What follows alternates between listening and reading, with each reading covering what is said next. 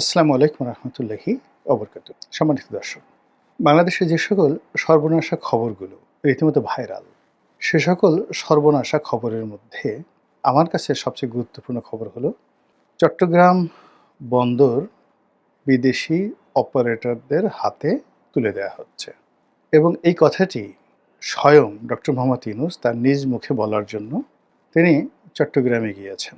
কেন তিনি এই কাজ করেছেন, এই কাজ করা কেন জরুরি ইত্যাদি নানা বিষয়ে তিনি তার যে স্বভাবসুলভ যে মোটিভেশনাল ক্যাপাবিলিটি যেটিকে বলা হয়, মানুষকে বিমুগ্ধ করার যে ক্ষমতা, সেটি প্রয়োগ করে তিনি বলার চেষ্টা করেছেন। কিন্তু তার সব কথা পরেও চট্টগ্রাম বন্দর কেন্দ্রিক যে সকল গ্রুপ রয়েছেন, যাদেরকে স্টেক হোল্ডার বলা হয়, তাদের আশঙ্কা দূর না হয়ে বরং আরও আশঙ্কা বেড়ে গেছে। আমি নিজেও তার বক্তব্য শুনেছি এবং চট্টগ্রাম বন্দর সম্পর্কে আমার যে ব্যক্তিগত আবেগ, যে অনুভূতি, এই বন্দরের সঙ্গে আমার সম্পর্ক সেই প্রায় ৩৫ বছরের। এখনও পর্যন্ত চট্টগ্রাম বন্দরের সঙ্গে ব্যবসা বাণিজ্য আমার রয়েছে। তো কাজেই আমি এই বন্দরের ব্যবস্থাপনা বর্তমান এর কী ত্রুটি রয়েছে, সম্ভাবনা রয়েছে, আর এগুলোর কী গুরুত্ব রয়েছে, সেই বিষয়গুলো সম্পর্কে ব্যক্তিগতভাবে যতটা সম্ভব জানি। আবার যাদের হাতে দেয়া হচ্ছে, তো তাদেরকে এবং তাদের মতো আরও অনেক অথরিটির সঙ্গে বিভিন্ন সময় দেখা করার, বৈঠক করার এবং সে সকল বন্দরের সঙ্গে কাজ করার বাস্তব অভিজ্ঞতা আমার রয়েছে, যেহেতু আমার ব্যবসা ফ্রেট ফরওয়ার্ডিং এবং শিপিং এজেন্সি হ্যান্ডেলিং।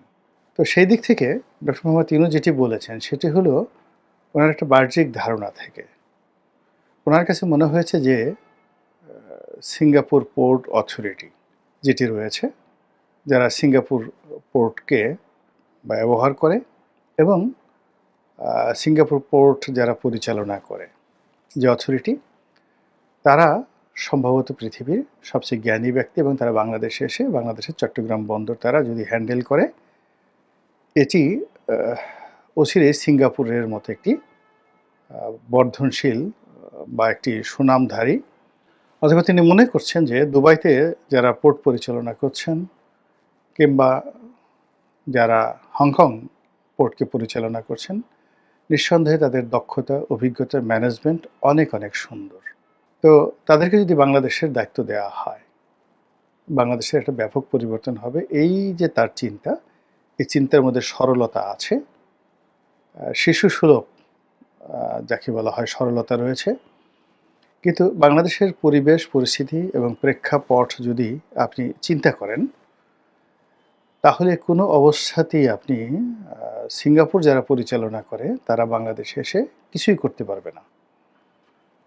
এমনকি এখন চট্টগ্রাম বন্দরের মাধ্যমে সরকারের যে রাজস্ব আয় হচ্ছে, সে রাজস্ব আয়ের অর্ধেকও হবে না। অন্যদিকে ওই কোম্পানিগুলো যারা আসছে তারা যেভাবে এখানে এসে লাভ করার চিন্তা ভাবনা করছে, এই লাভ তো তারা করতে পারবেই না, উল্টো তারা ক্ষতিগ্রস্ত হবে, মধ্যখানে আমরা পিছিয়ে পড়ব।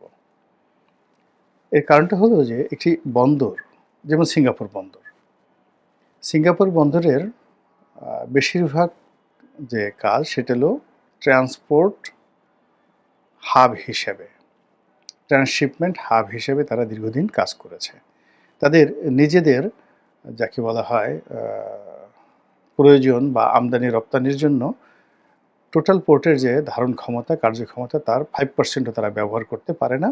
পুরোটাই তারা ট্রান্সশিপমেন্ট হাব হিসেবে ব্যবহার করে। তো সেখানে সব কিছু যত সিস্টেমেটিক, থার্ড পার্টির কন্টেনার যেভাবে হ্যান্ডেল করে, যেভাবে মানে কন্টেনার হ্যান্ডেল করে, যেভাবে জাহাজ হ্যান্ডেল করে, যেভাবে প্যানেল রেন্ট হ্যান্ডেল করে, ওটি চট্টগ্রাম বন্দরে সম্ভব নয়। আমাদের এখানে অনেকগুলো প্রাইভেট পোর্ট করা হয়েছে। সেই প্রাইভেট পোর্ট করার পরেও সেখানে আমদানি পণ্য ইদানিং খালাস হচ্ছে, রপ্তানি পণ্য আগের থেকেই সেখান থেকে জাহাজীকরণ করা হতো, কিন্তু এতে পরিস্থিতির উন্নয়ন হয়নি। উন্নয়ন হয়নি এই কারণে যে একটা পোর্টকে শতভাগ কার্যক্রম তাকে মানে যাকে বলে পরিপূর্ণভাবে তাকে কার্যকর করার জন্য সবার আগে যেটি দরকার একটা strong custom system. Custom system আমাদের বাংলাদেশে নেই। সিঙ্গাপুরে ১,০০০ ভাগে ১ ভাগও নেই, এটা রাতারাতি কেউ পারবে না। ফলে কাস্টম সিস্টেমে আমাদের দেশের মাল পরীক্ষা করা, তারপর শেষে কন্টেনার নামানো, সেগুলো অ্যাসেসমেন্ট করা এবং একটা কন্টেনারে কখনো ৩ মাস, ৪ মাস, ৫ মাস পর্যন্ত সময় লেগে যায় যদি কাস্টম কর্তৃপক্ষের সন্দেহ হয়। এইগুলো একটা সমস্যা। দ্বিতীয় সমস্যা হলো আমাদের আমদানিকারকদের এক ধরনের অভ্যাস। প্রথম অভ্যাস হলো যে তারা ট্যাক্স ফাঁকি দেয়, অর্থাৎ এখানে আন্ডার ইনভয়েস হয় এবং আন্ডার ইনভয়েসটা এত বেশি হয়ে গেছে যে বলতে গেলে 99.99% আমদানি পণ্য, এমনকি সরকারি পণ্য অনেক সময় আন্ডার ইনভয়েস করা হয়। তো এই সমস্যাগুলোর কারণে কি হচ্ছে, কাস্টমসের সাথে আমদানিকারকদের সাথে দ্বন্দ্ব সংঘাত হয়, ফলে ডিউ টাইমের মধ্যে এখানে কন্টেনার খালাস হয় না, যেটা বিদেশিরা কোনো অবস্থাতে নিয়ন্ত্রণ করতে পারবেন না। ২ নম্বর হলো যে এক্সপোর্টের ক্ষেত্রে একই অবস্থা, অর্থাৎ সমস্ত এক্সপোর্ট প্রসেসিং জোন থেকে যেভাবে কন্টেনারগুলো যাচ্ছে, সেই কন্টেনারগুলো মানে ইপিজেড থেকে, ডিইপিজেড থেকে, ঈশ্বরদী থেকে কন্টেনারগুলো যাচ্ছে চিটাগং বন্দরে বা মংলা বন্দরে বা প্রাইভেট ইয়ার্ড থেকে যেভাবে আসছে, আসার পরে তাদের 90% যে ঝামেলা সেগুলো হয় হলো রাস্তাঘাটে। রাস্তায় জ্যাম থাকে, ট্রাফিক জ্যাম হয়, মানে ওয়ান স্টপ সার্ভিস সেখানে হয় না। ফলে চট্টগ্রাম বন্দরে সেখানে ঢুকে তারপর সেই কন্টেনারটি জাহাজে উঠবে, এটি মাত্র 5% to 10% কাজ। তৃতীয় যে সমস্যাটি সেটা হলো ড্রাফটিং সমস্যা। আমাদের দেশে যে কর্ণফুলীর মোহনায় যে নাব্যতা রয়েছে, সেখানে যে পরিমাণ ড্রাফটের জাহাজ আসতে পারে, এটাও একটা বড় সমস্যা। ফলে কি হচ্ছে, অনেকগুলো নতুন টার্মিনাল নির্মাণ করার পরেও জাহাজের যে জট, এটি সরানো যাচ্ছে না এবং কর্ণফুলী যেটা চ্যানেল রয়েছে, সেই চ্যানেলে কন্টেনার জাহাজ, তারপরে কার্গো জাহাজ, তারপরে অয়েল ট্যাঙ্কার, এগুলোর সাথে সাথে হাজার হাজার লাইটার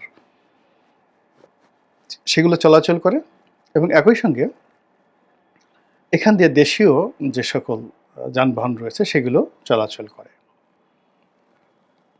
ফলে একটা ডিপ সি বা সিঙ্গাপুর পোর্টের যে সুযোগ সুবিধা, সেটা চিটাগং বন্দরে কোনোদিন সম্ভব নয়। তো এই সিস্টেমের মধ্যেই আমাদের এই বন্দর কর্তৃপক্ষ, পরিচালনা কর্তৃপক্ষ, তারা যে সার্ভিস দিয়ে আসছে এটি বিস্ময়কর। আমাদের চট্টগ্রাম বন্দরের একজন ডিরেক্টর ট্রাফিক, কিংবা ধরুন চট্টগ্রাম বন্দরের চেয়ারম্যান, কিংবা চট্টগ্রাম বন্দরের যে কোনো একজন কর্মকর্তা, তার সঙ্গে সঙ্গে চট্টগ্রাম কাস্টমস হাউজের কর্মকর্তা, তারা যে পরিমাণ ওয়ার্ক লোড নিয়ে যে ধরনের নেতিবাচক অবস্থা মোকাবেলা করে, এখানে সিবিএকে ম্যানেজ করতে হয়, এখানে মাস্তানদেরকে ম্যানেজ করতে হয়, স্থানীয় রাজনীতিবিদদেরকে ম্যানেজ করতে, এর বাইরে সম্ভব নয়। এই কাজগুলো ভবিষ্যতে যারা আসবে তাদেরকেও করতে হবে এবং তারা সেটা পারবেন না, কোনো অবস্থাতেই পারবেন না, ফলে সর্বনাশ হয়ে যাবে। এরকম চট্টগ্রাম বন্দরের কর্মকাণ্ডে যদি 2 থেকে 3 মাস স্থবিরতা দেখা দেয়, পুরো দেশটা অন্ততপক্ষে 3 থেকে 4 বছরের জন্য পিছিয়ে যাবে এবং এই কাজটি ডক্টর মোহাম্মদ ইউনূস করতে চাচ্ছেন। তিনি যে কথাটি বলতে চাচ্ছেন যে এখানে চট্টগ্রাম বন্দরে তারা বিনিয়োগ করবে, নতুন টার্মিনাল নেবে, তারপরে শেষে তারা এখানে আরও অনেক ইকুইপমেন্ট আনবে, দামি দামি ইকুইপমেন্ট আনবে যেন দ্রুত এই মালামাল খালাস করা যায়। এর ফলে কি হবে, তারা এই নির্দিষ্ট সময় পর্যন্ত এই বন্দর পরিচালনা করবে, তারপরে তারা লাভ করবে, লাভ করার পরে BOT, build, own and transfer, তো এটা আগে তারা তৈরি করবে, তারপরে সেটা ওন করবে, এরপরে সেটা তাদের লাভের টাকা উঠে গেলে ট্রান্সফার করবে। তো এইটা পৃথিবীতে অনেক জনপ্রিয়, কিন্তু এটা বন্দরের ক্ষেত্রে নয়। এটা যদি ঢাকা চিটাগং সেই বুলেট ট্রেন হতো, সেক্ষেত্রে এটা ভালো, যেটা মালয়েশিয়াতে মাহাথির মোহাম্মদ সাহেব করেছেন।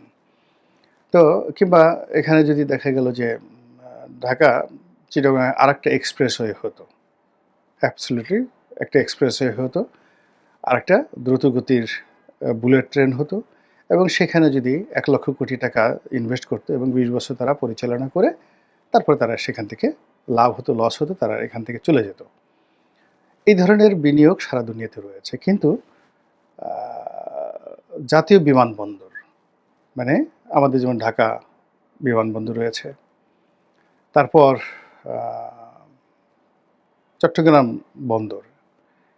তো যেখানে আমাদের গোলাবারুদ খালাস হয়, যেখানে আমাদের আর্মির ট্যাঙ্ক খালাস হয়, যেখানে অনেক জাতীয় গুরুত্বপূর্ণ বিষয়াদি থাকে। আমাদের অয়েল ট্যাঙ্কারগুলো যেখানে খালাস হয়, এই সবকিছু আমাদের যত গুরুত্বপূর্ণ বিষয় রয়েছে, সবকিছুই বন্দরের মাধ্যমেই হয়। তো সেই জিনিসটি আমরা পরিপূর্ণভাবে বিদেশিদের হাতে তুলে দেয়া যতটা ঝুঁকিপূর্ণ, তার চেয়ে কম ঝুঁকিপূর্ণ মূলত বাংলাদেশ ব্যাংকটিকে বিদেশিদের হাতে তুলে দেওয়া, বন্দরের চাইতেও। এখন এই কাজটি ডক্টর মোহাম্মদ ইউনূস করতে চাচ্ছেন এবং তিনি এই কাজটি করার জন্য যে কথাগুলো বলছেন যে, চট্টগ্রাম বন্দর হলো আমাদের হার্ট।